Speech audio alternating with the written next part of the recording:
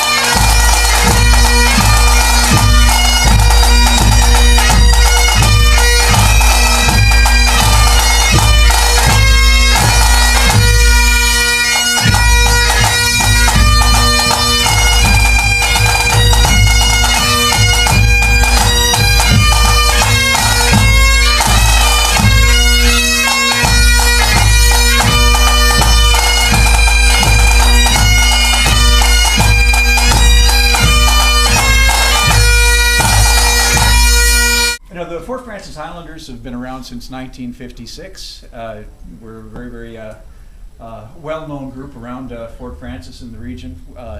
It's, I would say, the majority of the performances that we do are outside of Fort Francis. So we travel extensively, normally June, July, August for parades, but it's really nice to have the opportunity to play outside of June, July, and August. So this is and even though you ordered fantastic weather, thanks for letting us play inside.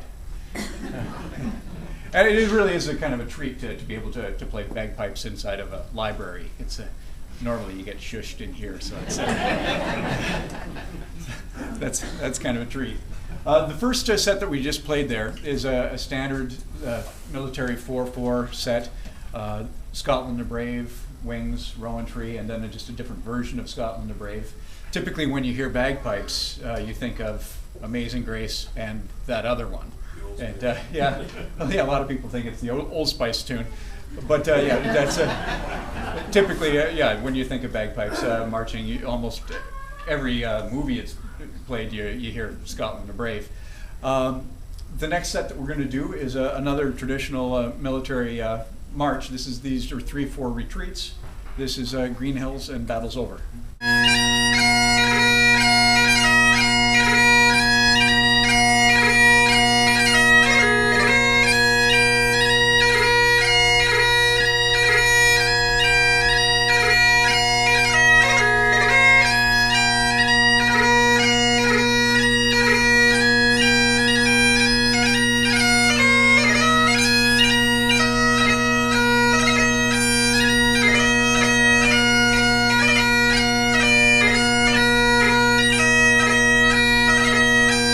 There's the bagpipe, there's the tenor drums, the bass drum, and the side drum. And just so we can get a kind of a feel for each one of them, the tenor drum, the bass drum, and side drum. All right, very, very nice. And then, of course, the bagpipe. The bagpipe itself, there's a few different parts to it.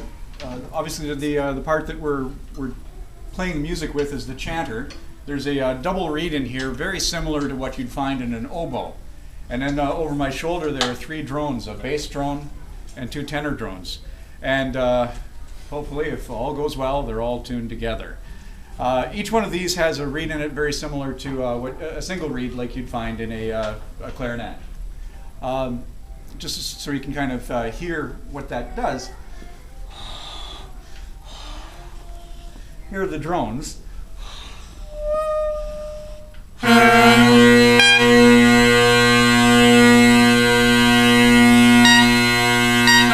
So you can kind of hear that as opposed to just the chanter.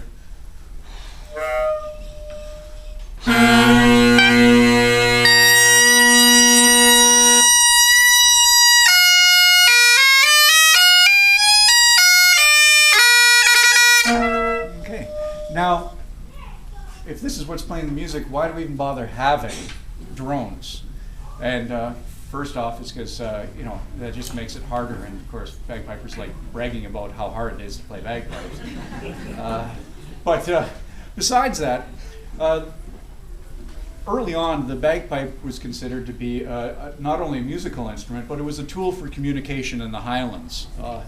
Although Bell made the telephone, he actually discovered it, I believe, while he was in Canada. He wasn't in Scotland at the time. And that was well after the bagpipe came along. But the reason for the drones is they actually work as carrier waves to make the bagpipe significantly louder, and so that the chanter music there carries over a much longer distance. So you heard just the chanter on its own. So now when you hear the whole pipes, you're going to hear it a whole bunch louder.